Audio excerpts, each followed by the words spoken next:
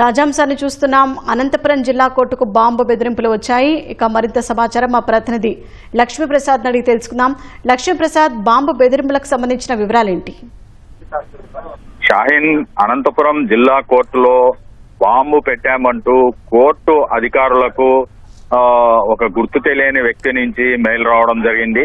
దీంతో కోర్టు అధికారులు వెంటనే అప్రమత్తమై పోలీసులకు సమాచారం ఇవ్వడంతో పాటు ఆ కోర్టు ఆవరణలో ఎవరున్నారో వాళ్ళందరినీ గేటు వెలుపలికి వెళ్లాలని చెప్పారు.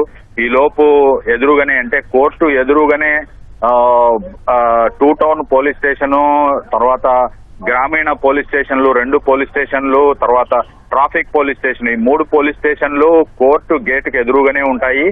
ఈ పోలీసులు అప్రమత్తమై వెంటనే కోర్టు ఆవరణలోకి వెళ్లి సిబ్బందిని అందరినీ వెలుపలికి పంపించడం జరిగింది. వెంటనే బాంబు స్క్వాడ్ ను, డాగ్ స్క్వాడ్ ను కూడా పిలిపించడం జరిగింది. మొత్తం మీద అంటే ఇది ఇప్పటి వరకు ఎక్కడ బాంబు లభ్యం కాకపోవడంతో అసలు జిల్లా ఎస్పీ జగదీష్ దీన్ని తీవ్రంగా తీసుకొని వెంటనే సైబర్ టీమ్ ను అప్రమత్తం చేశారు.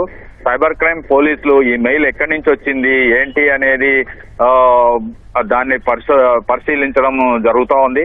మొత్తం ఇప్పటి వరకు అయితే సోదాలు అన్ని చోట్ల కోర్టు ఆవరణలో, మొత్తము జిల్లా కోర్టు హాల్లో మొత్తం అన్ని చోట్ల సోదాలు జరుగుతున్నాయి.